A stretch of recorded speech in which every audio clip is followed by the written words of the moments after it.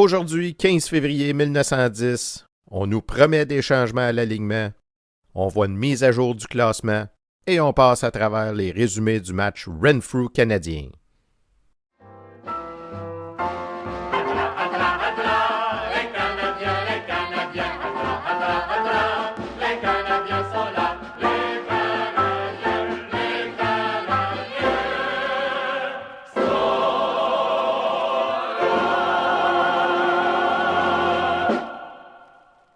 Bonjour à toutes et à tous, bienvenue à la revue de presse du match du 15 février 1910, une présentation de Raconte-moi mes ancêtres.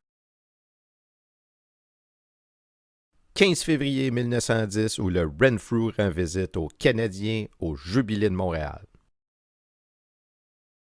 On se souvient que le 12 février 1910, les Wanderers rendaient visite aux Canadiens.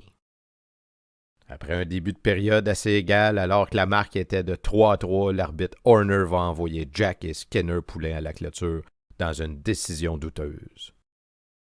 Suite à cette punition, les Wanderers vont marquer 3 fois, scellant pas mal l'issue du match qui va se terminer 9-5.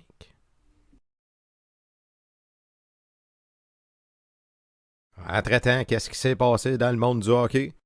Eh bien, pas grand-chose. Tout simplement parce que le dernier match a eu le 12 février, on a eu les sommaires le 14, puis on va avoir les résumés du match du 15 février le lendemain. Donc, il n'y a pas grand jour qui s'écoule là, entre le sommaire du dernier match puis aujourd'hui. Le devoir du 15 février nous parle de la joute qui aura lieu ce soir. On nous promet des changements à l'alignement. 2 bons athlètes canadiens-français, dont le docteur Ménard. On a aussi toujours dans le devoir une mise à jour du classement, alors que les Ottawa trônent toujours au sommet. Le Canadien apparaît toujours avant-dernier avec une fiche de 1 victoire, 5 défaites, avec 6 matchs à jouer. Le lendemain 16 février, dans le soleil, on nous apprend que lors du dernier match Renfrew-Ottawa, les recettes ont été de 4 000 $. Bon, c'était 2 des meilleurs clubs, mais ça nous donne une idée des recettes qu'un match pouvait apporter. Considérant qu'il y avait 6 matchs à domicile, on peut supposer que les recettes totaux d'un club pouvaient aller jusqu'à 20, maximum 25 000 $ dans une année.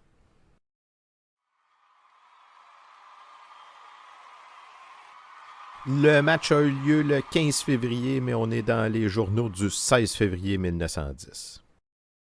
On nous avait promis des changements à l'alignement, mais finalement, on va garder les mêmes joueurs sur la glace. Par contre, on va jouer à la chaise musicale au niveau des positions.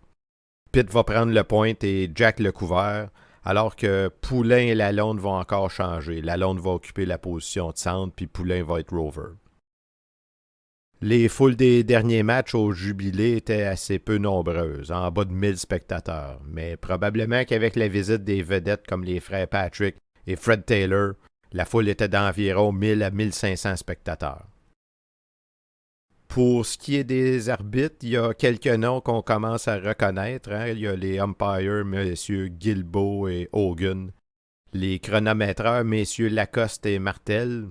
Puis les arbitres du match, messieurs Cameron et monsieur Desi Brown, qui, on se souvient, avaient refusé d'arbitrer un match avec monsieur Charlie Gervais, un Canadien français.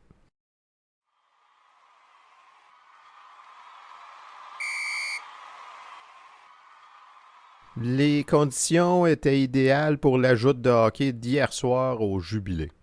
La glace comme un miroir et Renfrew et le Canadien avaient leur plus forte équipe sur pied.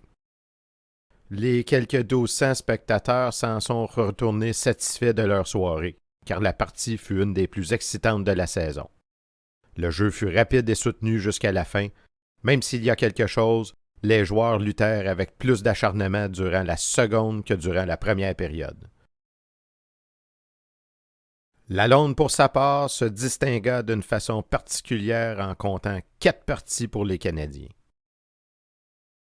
Pitre et Poulain jouèrent aussi une belle partie pendant que Descaries, comme d'habitude, faisait preuve d'une faiblesse désespérante. Bernier fut effectif par moments et Teddy Groux joua une partie fort acceptable.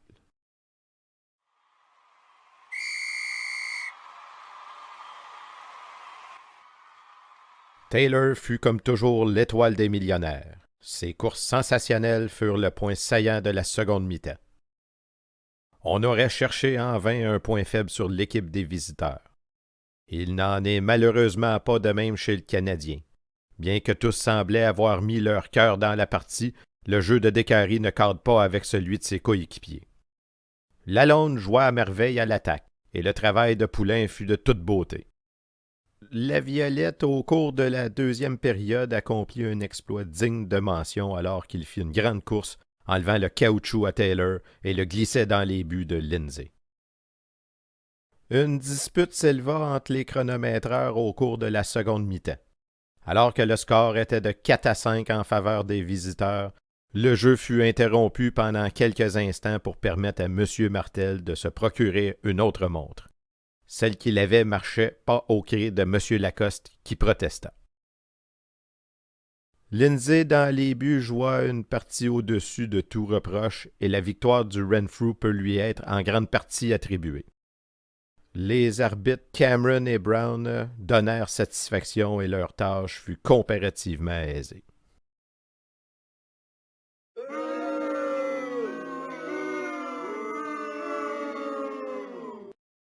Environ 1500 personnes assistaient à la partie d'hier soir au Jubilé. Le club Renfrew a triomphé de ses adversaires du Canadien, mais non sans une lutte serrée où l'avantage fut presque toujours aux Canadiens, surtout dans la première période. À tout événement, M. O'Brien était enchanté de la victoire de ses joueurs de Renfrew contre ses protégés du Canadien. Bref, ce fut une belle partie. La plus belle de la saison et tous les spectateurs en ont eu pour leur argent. Quelle que soit la position qu'occupe le Canadien dans la Ligue, les parties auxquelles il prend part, si elles se terminent en défaite, n'en sont pas moins brillantes pour tout cela. Et il mériterait certainement plus d'encouragement de la part du public. Espérons que cette simple remarque sera entendue.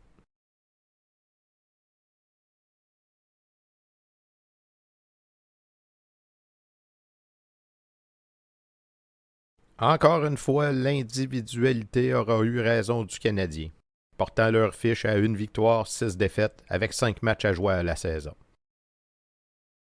Est-ce que le Canadien saura retrouver le chemin de la victoire? C'est ce qu'on saura dans une prochaine vidéo où le Canadien visite le Cobalt à Cobalt.